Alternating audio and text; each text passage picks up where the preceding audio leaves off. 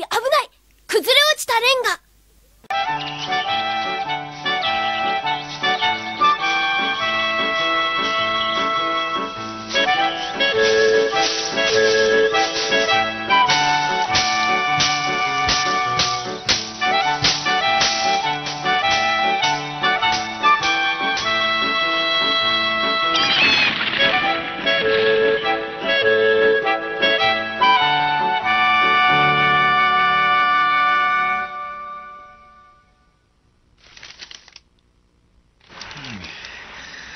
Ganito kalaki ang gagastusin, Havisham. Ganun nga po, mahal na konde. Gagasta talaga kayo ng malaki para ayusin ang Count's Court. Ayon dito sa ulat, bukod sa mismong mga bahay, kailangang ipaayos nyo rin ang mga kalsada at iba pang building sa paligid. Bukod na gastos yun. Ibig mo sabihin, bukod na gastos pa yun? Ganun nga po, mahal na konde.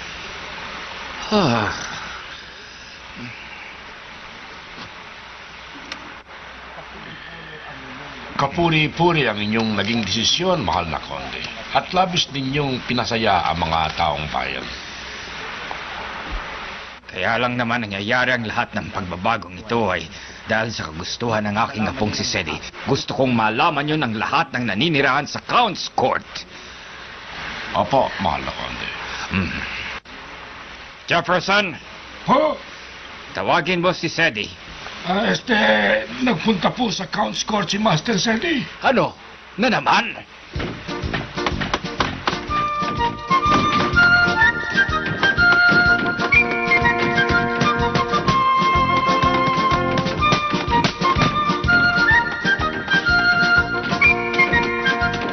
Bilib na bilib ako sa inyo. Ha?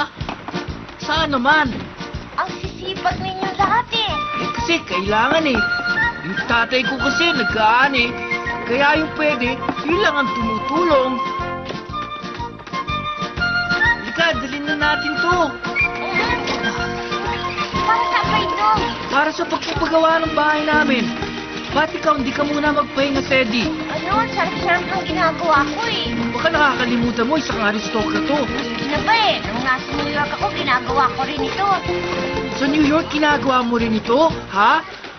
Oo, tumutulong ako sa daddy ng kaibigan ko si Eric.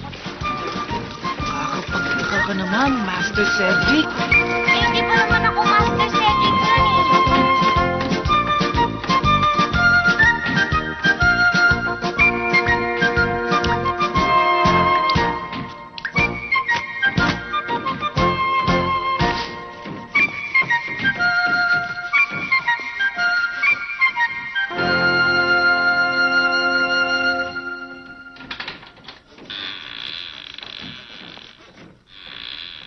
Miss Annie.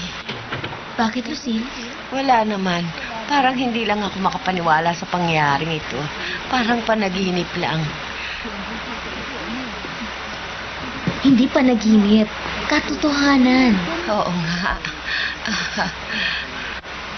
Sana'y humaba ang buhay nyo. Nagdahil sa inyo ni Master Cedric, sumaya kaming lahat na taga rito. Labis po kaming nagpapasalamat na lahat sa mga ginawa ninyong kabutihan sa amin. Kasiyahanan namin ang tumulong sa inyo, Lucille. Ang isipin mo ay kung paano ka gagaling agad. Pagaling ka na agad, ha? Oo, Miss Annie. Hoy! Ikaw! Mag-ingat ka sa ginagawa mo. Huwag mong ikalat yung simento kung saan-saan. Huwag kayong mag-aksaya ng kahit ano. At kahit naputol na yung mga bricks, gamitin pa rin ninyo.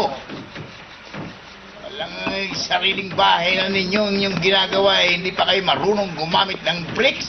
Naku, masyado kayong maksaya. Terrible. Mr. Newick! Ha? Oo. Ikaw lang pala. Oo, nangungumusta lang. Bakit, hindi mo nakilala ang sarili mo inhinyero, Mr. Newick? May kailangan ka ba? Kailan ang dating ng ibang materialis natin? Materyales? Aba, oo. Tumutulong ang mga taong bayan. Kaya pagka ganito ng ganito, mabilis ang trabaho. Baka kulangin tayo sa materyales. Ba, matitigil ang trabaho niyan. Ganun ba? Bukas. Hindi pala. Sa susunod na bukas pala ang dating ng mga materyales. Habang mas maaga sana, Mr. Newick. Puro reklamo, reklamador. Parang ito lang ang iniisip ko eh, kaya dami-daming trabaho dito. Mr. Newick! Ha? Kayo pala, Master Cedric, napakasipag naman ninyo. Araw-araw po kayo nagpupunta dito, ano? Hindi ba kayo nagsasawa sa amin dito? Kasi nakakatuwang panuorin ang paggawa ninyo ng mga bahay. Ang bilis-bilis. Meron po akong gustong sabihin sa inyo, Master Cedric. Gaya ng naipangako ko, nagtatrabaho ako ng gusto, baka akala ninyo. Hoy! Hoy, anong ginagawa mong lampaka? Mga tamad na duwag. Para yun lang, di pa ninyo kaya. Ako na lang lagi ang hirap-hirap dito. Kala ninyo, wala akong prueba. Nagkakamali kayo. Malaki na ang aking hirap dito. Ay, naku, pasensya na kayo, Master Cedric. Bueno, balik sa trabaho! Trabaho! Teddy!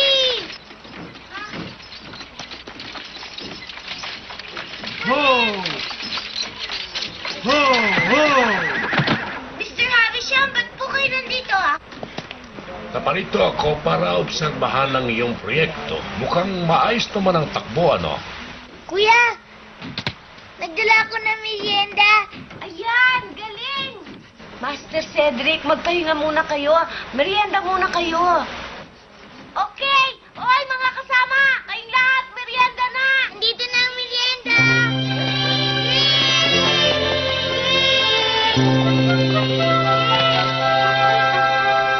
Oo, walang tulakan na! Lahat tayo makakakain! Isa-isa lang!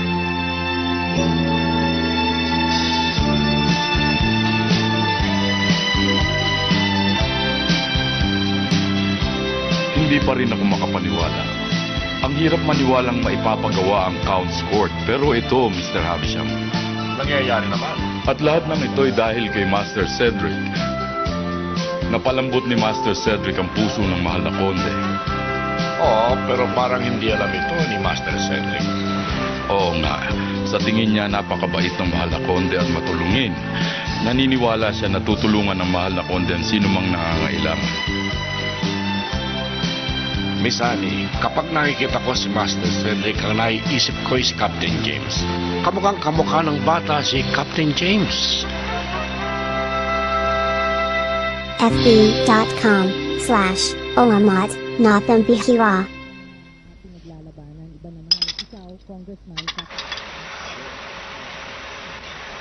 Sedi, araw-araw ka na yata nagpupunta sa Count's Court. Opo, Bakit? kasi po natutuwa ako dun eh. Natutuwa.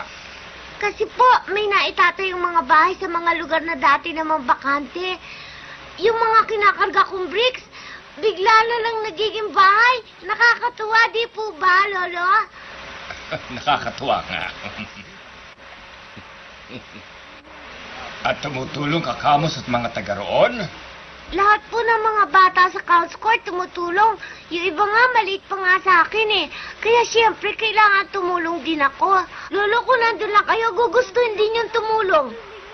Oo nga, ba't di kayo pumunta doon bukas para makatulong din kayo? Ha, Lolo? Bukas ay hindi pwede. Eh, yung susunod na bukas. Hindi rin pwede, Sedi. Ho? Kailangan pumunta ako sa London. May pagtitipon ng mga dugong bughaw. London? Pupunta kayo sa susunod na bukas sa London? Kailan ang balik nyo? Ano?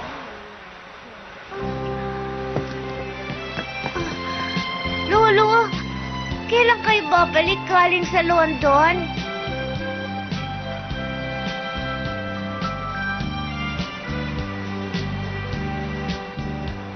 Bakit na po? Gusto mo bang bumalik agad ang lolo dito sa palasyo? Siyempre ho, malulungkot ako habang wala kayo. Malulungkot ka habang wala ako. Saka maiinip pa ako. Oh, Sedi.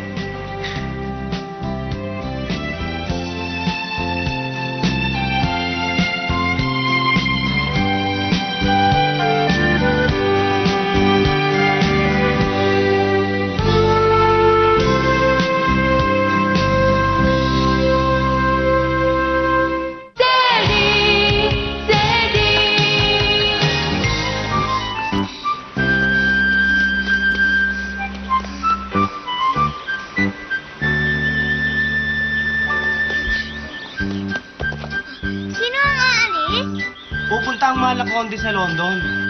London? Wow! Sana ako rin makapunta doon.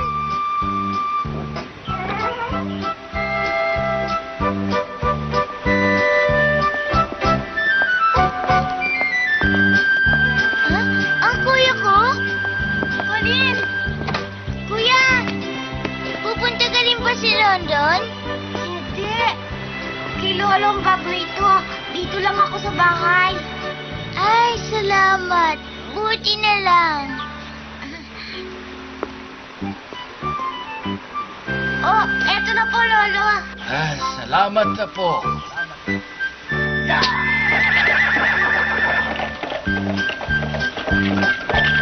Bumalik kayo agad. Lolo, hintay ko kayo. Bye-bye, Lolo. Bumalik kayo agad. Bye-bye, Maya Conde. Bye-bye, Sedi. Babalik ako kagad. Bye-bye. Bye-bye.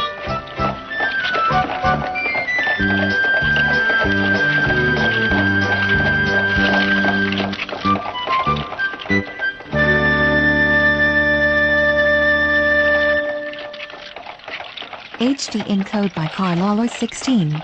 Havisham, napakasama ng ugali ko. Ano po sinabi niyo, mahal na konde? Kayong ko lamang naunawaan. Kayong ko lamang naiintindihan kung bakit ganoon ang nararamdaman sa akin ng mga taong bayan. Wala kasi kung inisip kundi ang sarili ko. Akala ko noon, tama naman yun. Naniwala ako na wala akong pakialam sa kalagayan ng mga tao sa Count's Court. Kung hindi pa dahil sa apo ko, kung hindi pa dahil kay Sedi. Mahal na konde. Sabi niya sa akin, Lolo, balik kayo kagad. Lolo, umuwi kayo kagad. At tamis-tamis ng kanyang boses. Ni minsan, hindi ko naramdaman ang ganito. Kahit napapunta na ako ng London, laman pa rin ako ng isipan ng batang yon.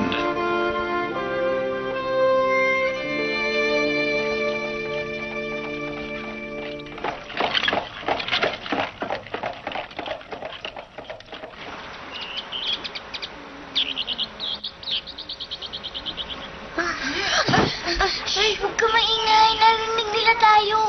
Malapit na tayo sa kanila.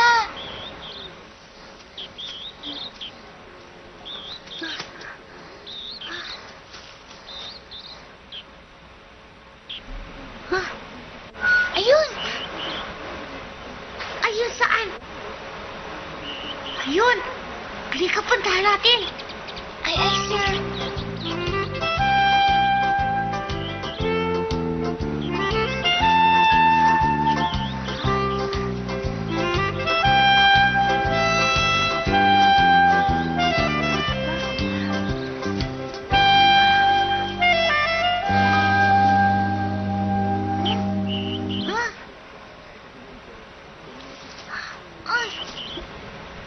Nawala!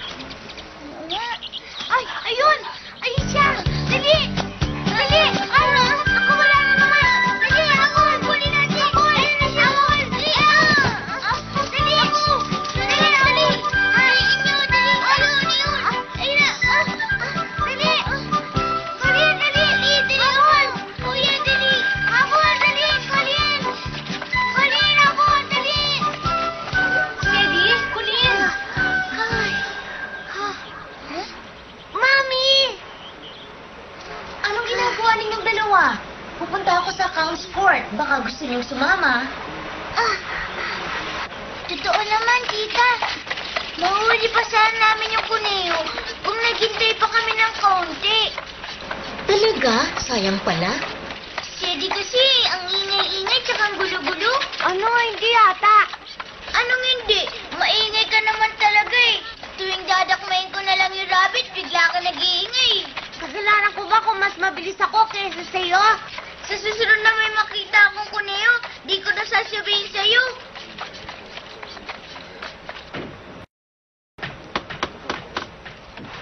Mr. Newegg, darating ang materyales, di ba? Wala Ilang araw pa lang naman silang atrasado eh. Hindi ka ba nagtitiwala sa akin? Wala ka bang katiwa-tiwala? Naku, hindi naman ho sa ganun. Kaya lang, kailangan na natin ng mga materyales. Problema ko na yon. Ang intindihin mo ay yung pagkapatayo ng mga bahay. Maliwanag ba? Bahala ka na nga. Talaga ako ang bahala dito. Naku, ito na naman sila. Mas marami pa sila ngayon. Dati si Master Cedric lang. Kailangan mambola ako ng gusto ngayon, lalong-lalo na doon sa nanay.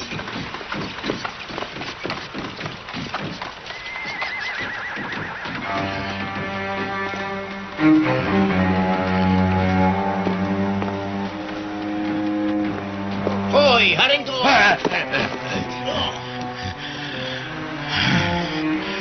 Kayo pala, Mr. Newick.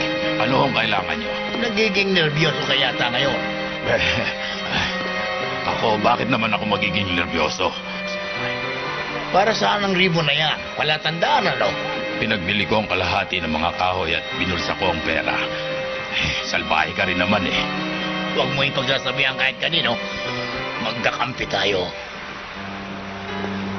Talaga, hati yata tayo. Alam ko, masipag-sipag mo hanggat wala rito yung konde. Matindi kasi ang pangangailangan ko. Marami kong pinagkakagastusan. Darating na ang ibang materyales sa loob ng 2 o 3 araw. Kapag nandito na ba, magtrabaho ka naman.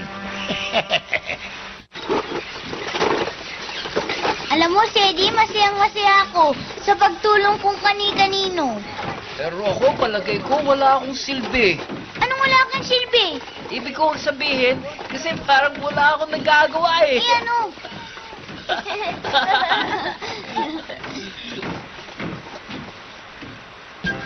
Kuya, pwede mo mag-picture. Gusto mo? Hindi naman ako takot eh.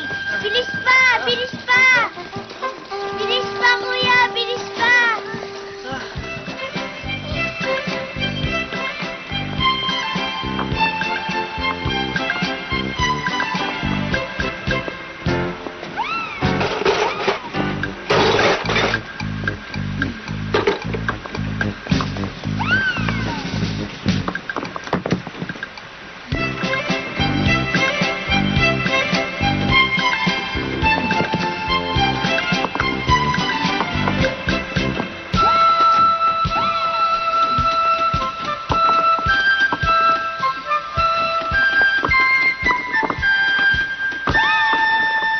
Colin!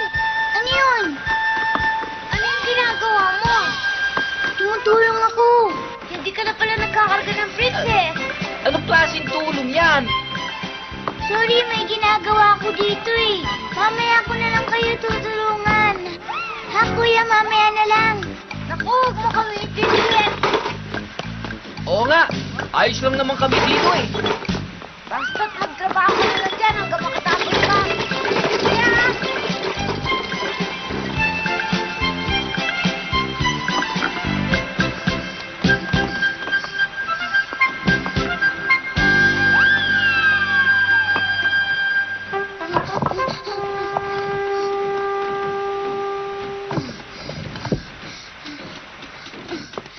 Ang ganda! Ang galing!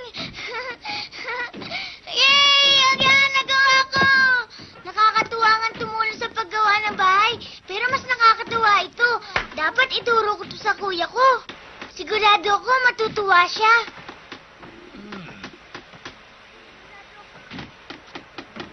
Ano yan? Para saan kaya ito? Sino kaya ang may gawa nito? Baka naman hindi sinasadyang naiwan lang ito dito. Hoy, huwag mong galawin yan. Huwag mong pakikialaman yan at importante yan. Pangit naman yung bandana eh. Ba't magiging importante yan? Kahit anong gawin kong paliwanag, hindi mo maintindihan. Sige, alis na, alis. Eh, ba't hindi mo maipaliwanag sa akin? Oo! Tumahimik ka nga dyan! Sige, alis ka nga dyan! Baka gusto mong lalo ako mag-alis sa'yo, bata! Sige.